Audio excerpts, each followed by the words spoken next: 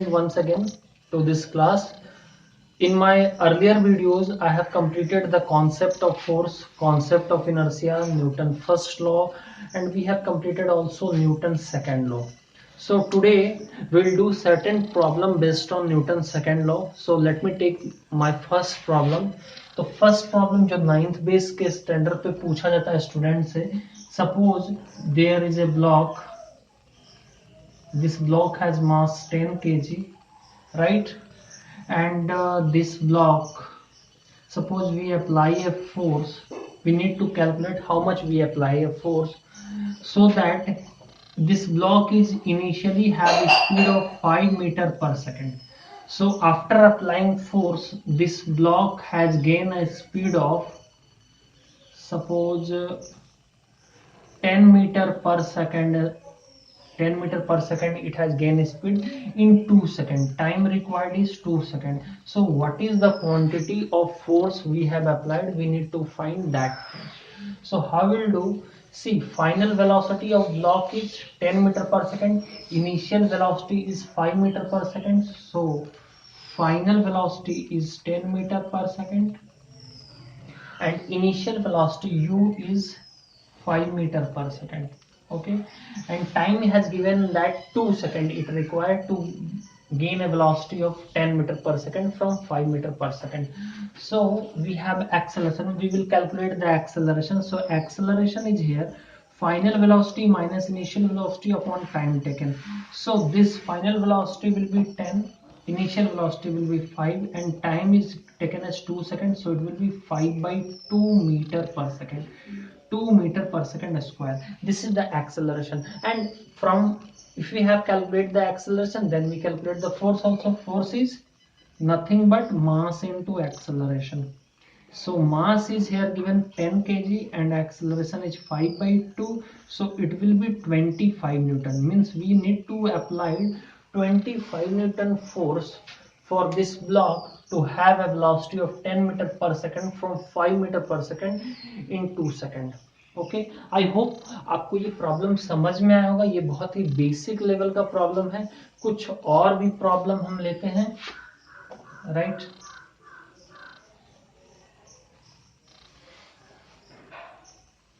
जैसे सपोज एक प्रॉब्लम मैं लेता हूँ, सेकेंड लॉ पे बेस्ड है. So let us see this problem. इस प्रॉब्लम में क्या कहा गया है? So there is a crucial problem. A force of 5 Newton gives a mass m1 and acceleration 8 meter per second. There is a mass m1, and if we apply a force of 5 Newton, it has got acceleration of 8 meter per second square. This has been given. And a mass m2 and acceleration of 24 meter per second square. There is a mass of m2, and if we apply the same force 5 Newton, then it has got acceleration of 24 meter per second square. And now the question is saying about, if these two masses are tied together and if we apply the same force, what will be the acceleration of these two masses?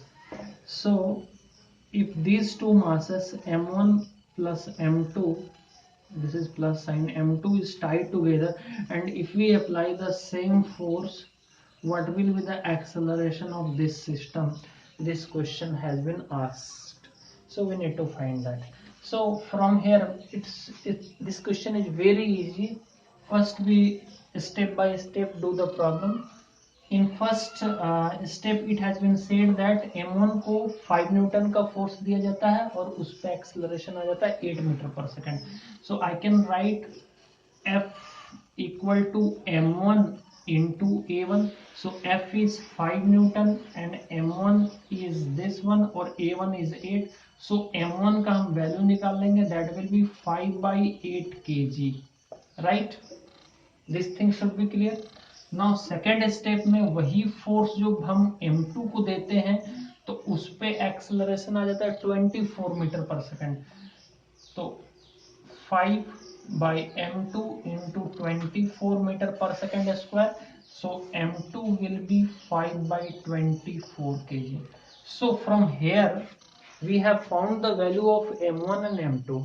Now we need to find the acceleration of this system when these two are tied together. So when these two are tied together, then they are called of as combined system. ये दोनों अपने आप में combined system form करते हैं और उस पे फोर्स लग रहा है 5 Newton. So what will be the acceleration of this. तो अब आप इजीली फाइंड कर सकते हैं. अगर इस कंबाइंड सिस्टम की बात किया जाए तो force will be m1 plus m2 into A, right. विजली, क्योंकि हमने सिस्टम इसको मान लिया, पहले system will be separate entity था, अब सिस्टम दोनों कंबाइन हो गया है. तो फोर्स का वैल्यू लिखे हमने 5 न्यूटन. m1 का वैल्यू हम यहां से लिख सकते हैं 5/8 और m2 का वैल्यू लिख सकते हैं 5/24. सो हम यहां से 5 को कॉमन निकाल लेंगे तो 5/5 को कॉमन निकाल दिए तो 1/8 प्लस 1/24 इंटू ए, और 5 को कॉमन निकाल दिए तो यहाँ से 5 and 5 get cancel out, so it will B 1. तो 1 and 1/8 into, so it will B 1 और 1/8 और 1/24 हो जाएगा 8 3 जा एंड 24 1 जा, so it will be 1/4/24 into a. तो ए का वैल्यू आ जाएगा बच्चों 24/4, that will be 6 metre per second square. मतलब जो कंबाइंड सिस्टम का एक्सेलरेशन होगा वो 6 मीटर पर सेकेंड स्क्वायर होगा, राइट. हमने इसमें पहले m1 सेपरेट एंटिटी था, m2 सेपरेट एंटिटी था, और उसके बाद दोनों सिस्टम को हमने एक कंबाइंड सिस्टम के तरह ट्रीट किया. आप चाहें तो यहाँ पे एक कैपिटल M लिख भी सकते हैं इन दोनों की जगह पे, और आप उसका वैल्यू निकाल दीजिए और उसके बाद एक्सेलरेशन निकाल दीजिए. ये बहुत ही इजी प्रॉब्लम है. आई होप आपको ये प्रॉब्लम समझ में आया होगा. तो हम बढ़ते हैं अपने नेक्स्ट क्वेश्चन की तरफ.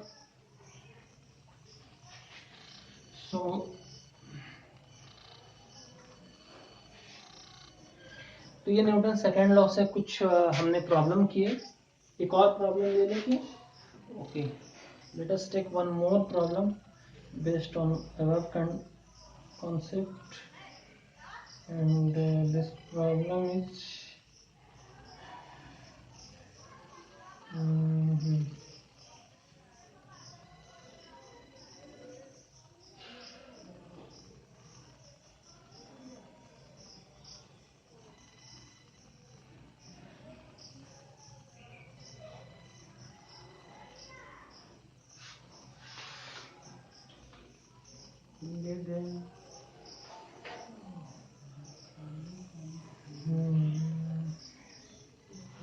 एक और प्रॉब्लम लेते हैं. ये बहुत ही सिंपल प्रॉब्लम है, आप इजीली बना सकते हैं. एक ट्रक है, ये ट्रक है मान लीजिए बच्चों. अच्छा का ही प्रॉब्लम है. ये truck start from rest, so u will be 0. Start from rest, rolls down से hill with constant acceleration. Constant acceleration से ये हिल के जा रहा है. सपोज आप ऐसे ही बना सकते हैं, चाहे हिल का डायग्राम आप ऐसे बना लीजिए, ठीक है. हिल से और कांस्टेंट एक्सेलरेशन से जा रहा है, राइट. और हिल मैं मान रहा हूं कि स्ट्रेट है, it is not getting curve, otherwise centripetal acceleration which also act. तो उसके बारे में नहीं बात की जाता है. It travel a distance of 400 metre in 20 second. 400 metre distance ये ट्रेवल करता है कितना सेकंड में? 20 सेकंड में. टाइम कितना लगा? 20 सेकंड, ठीक है. Find the force acting on its mass if it mass is 7 metric tons. Mass कितना है इसका? 7 मेट्रिक टन. 7 मेट्रिक टन मतलब 7000 किलोग्राम, राइट. तो आपको इस पे एक्सेलरेशन निकालना है कि कितना एक्सेलरेशन होगा या फिर फोर्स निकालना. I think so. Find the force. Just a moment, I have not read the complete question. Find its acceleration and find the force acting on its mass. Okay. Find its acceleration. Acceleration सबसे पहले निकालना, फिर force निकालना. तो acceleration आपको पहले निकालना बच्चों. तो आप देख सकते हैं ये डिस्टेंस का फॉर्मूला दिया गया है. Distance will be 400 metre in 20 second, and the truck is moving in straight line, जो जब स्ट्रेट लाइन में कोई बॉडी मूव करती है जो वो टर्न ना ले, तो आप डायरेक्टली डिस्प्लेसमेंट वाला ही फॉर्मूला डिस्टेंस के लिए भी यूज करते सकते हैं। Distance equal to s equal to u t plus half a t square, right? And distance has been given as 400 meters, so 400 meter, and truck has started from rest, so u will be 0, and a we need to find, and time has given as 20 into 20, so acceleration जो आ जाएगा बच्चों वो देखिए आ जाएगा 400 into 2 upon 20 into 20, that will be ये 20 into 20 400 हो जाते हैं, तो एक्सेलरेशन इस सिस्टम का इस ट्रक का आ गया मतलब 2 मीटर पर सेकंड स्क्वायर। नाउ एक्सेलरेशन जब आप निकाल लिए तो आपको फोर्स निकालना बहुत ईजी होगा। आप पूरे ट्रक को ही एक सिस्टम मान लीजिए, पूरे ट्रक को सिस्टम मान लिया तो यहाँ से आप फोर्स निकाल सकते हैं। Force equal to mass into acceleration, and mass will be 7000 and acceleration will be 2, so it will be 14000 newton. ये 14000 न्यूटन का इस पे फोर्स लग रहा है जो इसको आगे की ओर भगा रहा है, राइट? सो ये था हमारा दूसरा question, Newton second law of motion. आप इन सब क्वेश्चन को आप लक्ष्मी सिंह, मंजीत कौर चाहे चांद में आप देख भी सकते हैं, राइट? आई होप आपको ये क्वेश्चन समझ में आए होंगे। अब मैं न्यूटन थर्ड लॉ पे बात करता हूं। Newton third law,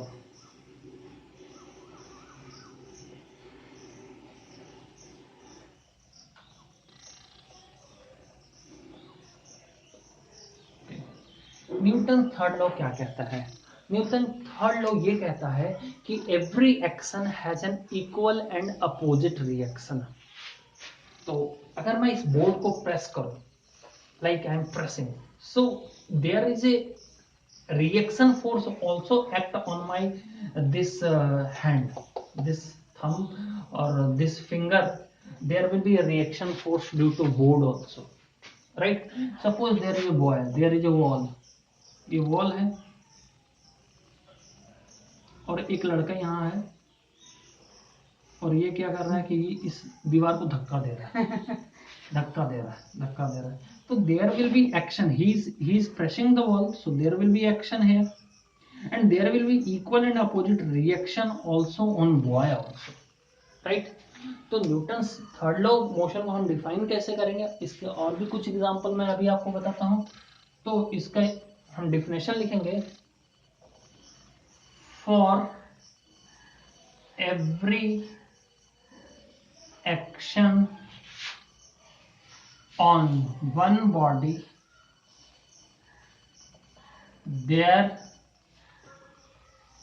will be an equal and opposite reaction on another body, right? मैंने थोड़ा कॉन्सेप्ट सिखाने के लिए ये डेफिनेशन को इतना थोड़ा एग्जैगरेट करके लिखा है। जैसे आप इसको बोल सकते हैं every action has an equal and opposite reaction, तो भी आपको एग्जाम में मार्क्स मिलेंगे, ठीक है? तो क्या मैं कहना चाहता हूँ, इसमें कॉन्सेप्ट कहाँ छुपा है? For every action there will be action, action force, और एक्शन का मतलब यहाँ पे हम फोर्स के बारे में बात कर रहे हैं, ठीक है? आप यहाँ ब्रैकेट में लिख सकते हैं एक्शन फोर्स, और यहाँ पे भी ब्रैकेट में आप लिख सकते हैं reaction force, right?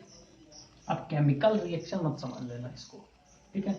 For every action on one body there will be, and I have written one thing, one body, and there will be an equal and opposite reaction on another body.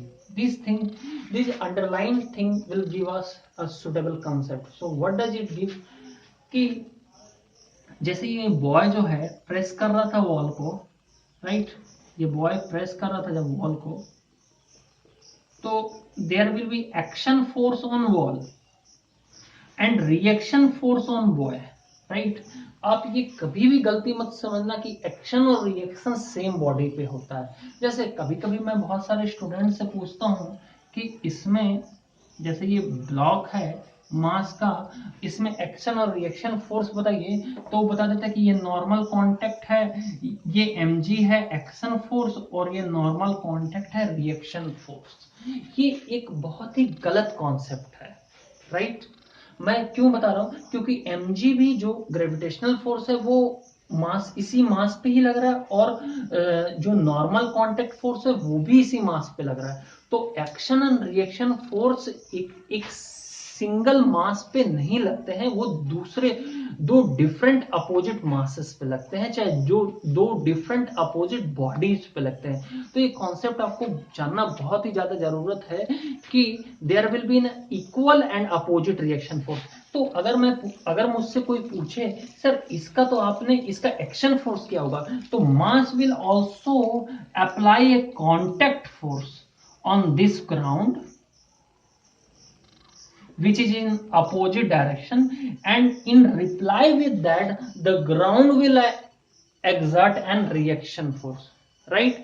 तो हम अगर इसका characteristic लिखना चाहें Newton third law का, तो मैं कुछ ऐसे आपको बताऊंगा कि इसका कुछ प्रॉपर्टी लिखते हैं। मैं इसको रब कर देता हूं, आई होप आपने उतार लिया होगा, ठीक है?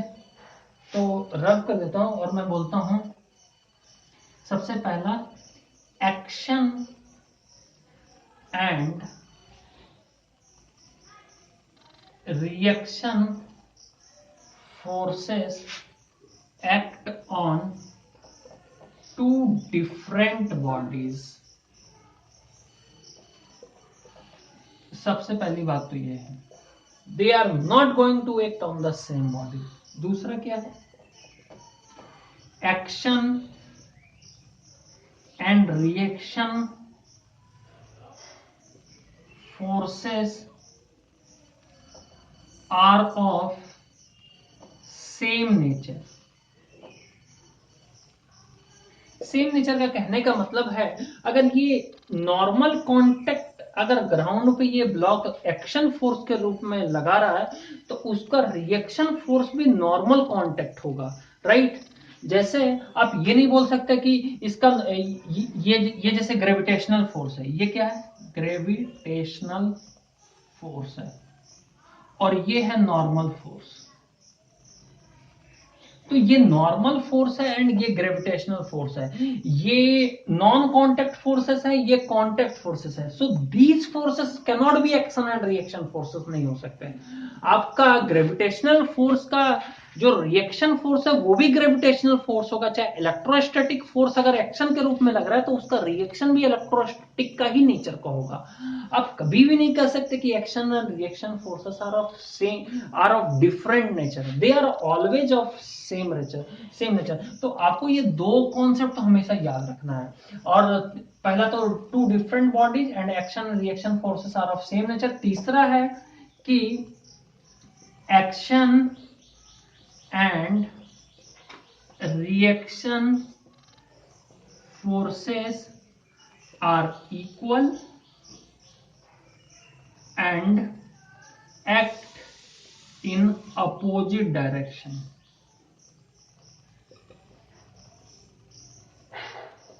एक्शन और रिएक्शन फोर्सेस इक्वल होते हैं और वो दोनों अपोजिट डायरेक्शन पर। जैसे मान लीजिए अगर इसका मैं लिखूं, अगर सपोज दिस इज, सपोज मैंने यहां से इसने F1 ये फोर्स लगाए इस पे, इस मास पे, तो इस मास इसको एक F2 फोर्स देगा, तो मैं बोलूंगा F1 will be minus of F2। Minus क्यों दिया हूं कि F1 और F2 मैग्नीट्यूड में इक्वल होंगे, लेकिन डायरेक्शन में F1 और F2 डिफरेंट होंगे, इसलिए हमने माइनस साइन वहां यूज किया है। आई होप आपको ये समझ में आ गया। तो आपको ये तीनों प्रॉपर्टी को साथ में लेके चलना है जब भी आप एक्शन और रिएक्शन फोर्सेस को बता रहे हैं, चाहे उसके बारे में जानकारी आप इकट्ठा कर रहे हैं, राइट? आई होप आपको ये कॉन्सेप्ट समझ में आ रहे होंगे, ठीक है? तो मैं थोड़ा सा इसको बोर्ड को रफ करता हूं और आपको और आगे की बातें बताता हूं। तो इसमें कुछ एग्जाम्पल दिए जाते हैं, जैसे न्यूटन थर्ड लॉ के। सबसे पहला कुछ एग्जाम्पल जो आपको बहुत सारे बुक्स में भी मिल जाएगा, जैसे एक मैन है और यहाँ पे एक बोट है और यहाँ पे दूसरा बोट है। तो यहाँ पर मैन है, तो यहाँ पर मैन अपने एक पैर से इस बोट को प्रेस करता है, तो boat will provide a reaction force on man, और due to that it will climb on this boat, second boat. सबसे पहले action, he will applied a force F1, action on first boat, on boat 1 and reaction इस man को मिला है, reaction जो कि F2 है वो मैन पे गया है और जिसके कारण वो क्लाइंब कर देता है दूसरे बोर्ड पे। इसके और भी सिंपलर तरीके पे आते हैं। जब हम लोग सड़क पे चलते हैं तो क्या करते हैं, हम लोग ग्राउंड को प्रेस करते हैं, राइट, ग्राउंड को अपने टो से प्रेस करते हैं, ऐसे ऐसे चलते हैं ना, तो हम जब ग्राउंड को ट्राई टू स्लिप करते हैं, स्लिप करने की टेंडेंसी रखते हैं, तो हमारा फ्रिक्शन फोर्स, राइट, जो ग्राउंड है, ग्राउंड के तरफ से रेस्पॉन्स जो आता है वो हमको आगे की तरफ ले जाता है, राइट। तो यहाँ पे जो रेस्पॉन्स आता है वो होता है फ्रिक्शन फोर्स, फ्रिक्शनल फोर्स। चाहे जो रिएक्शन फोर्स ग्राउंड की तरफ से आता है वो फ्रिक्शनल फोर्स होता है and that force help us to walk. चाहे हम बोर्ड पे भी लिखते हैं, जैसे मैं अभी बोर्ड पे लिख रहा हूँ, जैसे चौक से आपको ज्यादा, यहाँ पे तो स्मूथ है, बोर्ड पे अगर चौक से लिखोगे तो चौक से क्या होता है कि आप एक एक्शन लेते हैं तो बोर्ड वहां से रिएक्शन देता है, जिसके कारण आप बोर्ड पे इजीली लिख पाते हो। ब्लैक बोर्ड पे मैं बात कर रहा हूँ, यहाँ पे भी थोड़ा मोड़ा तो फ्रिक्शन का कमाल होगा ही, राइट। कुछ और बातें बताते हैं, जैसे हम बताते हैं, जैसे आपने एक बलून देखा होगा बच्चों, बलून, ठीक है, एयर फिल्ड बलून, बलून में पूरी हवा अगर आपने भर लिया और उसको अचानक से छोड़ा जाए तो बलून विल गो अपवर्ड। क्यों? क्योंकि वो बलून का ऐसा मैकेनिज्म होता है कि वो गैसेस पे एक डाउनवर्ड फोर्स लगाता है। जो गैसेस एग्जॉस्ट हो रहे हैं, जो गैसेस निकल रहे हैं, उस पे एक डाउनवर्ड फोर्स एक्शन के रूप में लगाता है। तो these gases will provide a reaction force on balloon. Balloon पे रिएक्शन फोर्स लगता है जिसके कारण बलून ऊपर की ओर जाता है। और यही चीज आप हेल्पफुल होती है रॉकेट प्रोपल्सन में भी। जैसे कोई रॉकेट है, suppose this is a rocket, और रॉकेट से ऐसे ऐसे एग्जॉस्ट निकल रहे हैं, there will be exhaust gases, exhaust gases will be, exhaust gases बहुत ही हाई स्पीड से निकलते हैं। So exhaust gases will provide a reaction force on rocket, due to this rocket will goes upward. तो I hope आपको ये concept समझ में आ रहा होगा कि एक्शन और रिएक्शन फोर्स दोनों डिफरेंट डिफरेंट बॉडीज पे लगते हैं। ये सारे एग्जांपल आप देख रहे होंगे। तो आई होप आपको ये समझ में आया है कि न्यूटन थर्ड लॉ होता क्या है, और तभी हम बोल सकते हैं कि every action has an equal and opposite reaction, right. दी है।